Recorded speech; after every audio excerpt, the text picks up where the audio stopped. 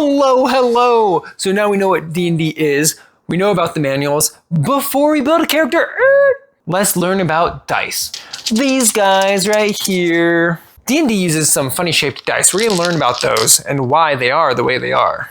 Dice are a very easy concept to learn. I can summarize it in one sentence. They're random number generators. That's it. Congratulations, the video is over. You can go play D&D. Of course, I like to be thorough, so for those who want a more exquisite experience and explanation, stay tuned. Now, for random numbers, you could dust off your old TI-81 graphing calculator and punch in the algorithm, or you could just use a die. So when it comes to most tabletop games, these 7 dice are very important. These are the ones you use for most tabletop games, including Dungeons and Dragons. Just like a normal die, it is a random number generator 1 through 6. Now we have more. We have one with 4 sides. We have the normal 6-sided. We have 8, 10, 12, 20.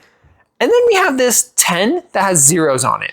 This is called a percentile die. I'll get to that in a second. First of all, understand that when people refer to these dice, they just say D and then the number of sides they want to roll. So if I want you to roll the 4-sided dice, I would just say, roll D4. If I want you to roll a 6-sided die, I'd say, roll D6. 20-sided die would be, roll D20. The reason we like to use these odd numbered dice is because it gives us a variety and a different variable for calculating different random number generations. Let me explain with my favorite example. If you are attacking someone and you're just swinging wildly and you have a dagger, you're not going to do a whole bunch of damage. So let's give you a small dice. Let's say 4 is the highest you can get, just swinging a dagger at someone. If you have a giant battle axe and you just start swinging at people, you might be able to do a lot more damage. We're going to give you a higher dice. Let's give you a D12, right? So this gives us a wider variety for the weapons and things we use in D&D. So the different dice give us better potential for higher numbers. Okay, that's cool.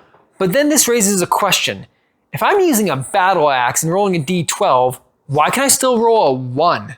Does that make sense? Why is that a thing? Good question, audience member, that you probably didn't even think of. This is one of 3 concepts I'm going to explain about dice. Concept number 1, if we have a higher dice, why do we still use the lower numbers? There's a very simple answer, because the rules say so. No, I'm just kidding. Well, I'm not kidding, the rules do say that, but there is also a realistic answer. The complicated answer is because fighting, when done realistically, is not consistent. If you've ever seen a reenactment of a medieval fight, or heck, if you've ever seen a modern fight for that matter, you'll notice a few things. 1, the enemy doesn't sit there and wait their turn for you to hit them, right? There's movement. You're constantly wrestling and tugging and punching or swinging, and sometimes you don't connect. Sometimes, often, you'll punch and it just doesn't do anything, or it just like glances off their shoulder. That's not gonna hurt a whole lot. That is why we use these numbers. When you see a real fight, sometimes you hit your opponent, but it doesn't hurt them. Sometimes you hit your opponent and it hurts them. It's a square hit, or sometimes you just miss. So if you miss your attack, you don't even worry about damage in D&D. If you hit your opponent, now we roll a random number. So imagine fighting with a battle axe and the enemy has a dagger. He's really close to you. You're trying to push, shove, swing. You're trying to do anything you can to prevent him. There's lots of movement. In the game, we just ignore those details. We just roll dice. So if you roll a 1 with the battle axe, that's as if you like push the guy and maybe like you bruised him or something. It's just a 1. Yeah, he got a little hurt. If you roll a 12, dude, you push that guy back and you wound up and you swung and you nailed that poor sucker in the chest with a blade, dude. So that's why we include the lower numbers. It gives us a variety and it makes storytelling a lot more interesting. Sometimes you'll have this epic weapon and you get a really good hit and then you roll damage and you roll the minimal number possible and you feel so bad about yourself. And then sometimes you'll have a dinky little dagger and you'll like get a special hit and get double damage, and then you're doing more damage than someone with a battle axe, and it's amazing. It keeps things interesting and fun. I really like it. Now I mentioned there's 3 concepts. That was the first concept. Concept number 2 is that percentile die I was talking about. This guy, the one with the tens value. Long story short, it helps us calculate random numbers 1 through 100. You roll 2 d10s. The one with the 0 is the tens place. Is it in the teens? Is it in the 20s, the 30s, the 40s, the 50s, the 60s, the 70s, the 80s, the 90s? And then the other dice tells you the ones value. It's better if I just show you an example. So here we have our dice, and we're going to use the 10 and the percentile. So if I wanted to roll random number 1 between 100, I'm going to roll 79 right there. So this will always be the 10's value, 79. Oh, now that's 39. That would be 39 again. Wow, what are the odds? Okay, this is interesting. To save space, they just write a 0 instead of a 10. So here we have 1 all the way through 10 right there. So that represents 10. There's one trick to the percentile dice calculating 1 through 100. There's one thing that's very odd about this. Here we have the zeros place right there. So if I roll, that's 2. That's just 2. And that's going to be just 9. Now, whenever you're counting in math, you don't start counting with 0. If you have a plate of cookies, you don't say 0 cookie, 1 cookie, 2 cookie, 3 cookie. So you can't get 0.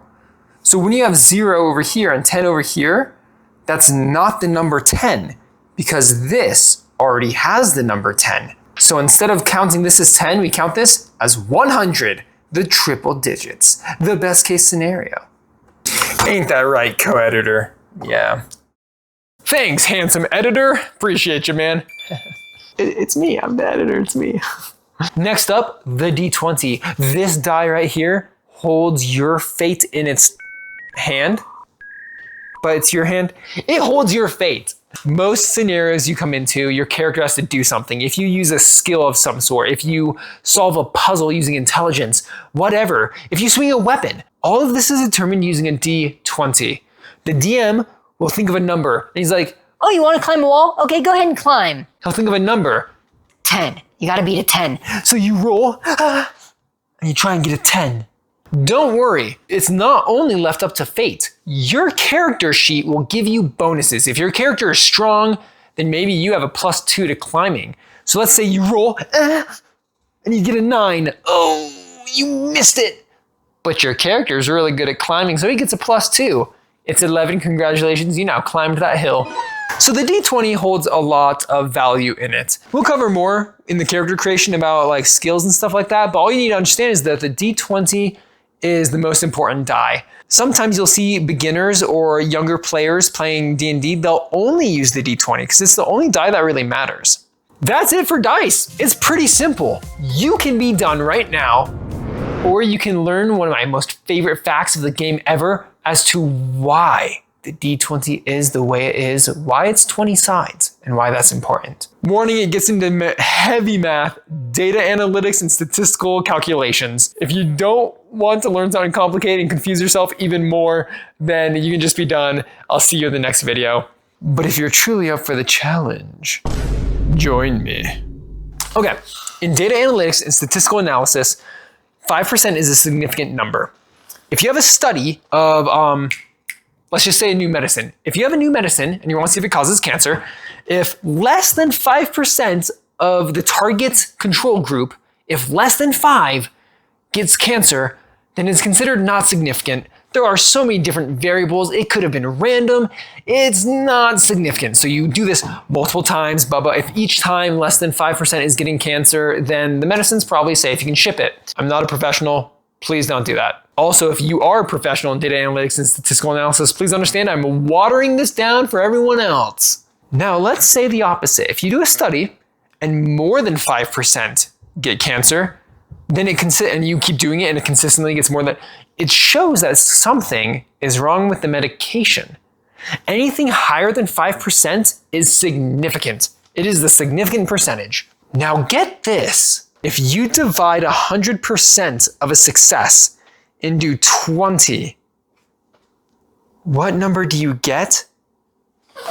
You get 5. It's 5. It's 5. It's the percentage. This is the significant percentage. This is what got me so excited. I took AP statistics, was never into D&D. Got into D&D as an adult. Cool, started playing. Then I remembered my statistics class in the D20 because I was thinking, why a D20? It's because it's in increments of 5%.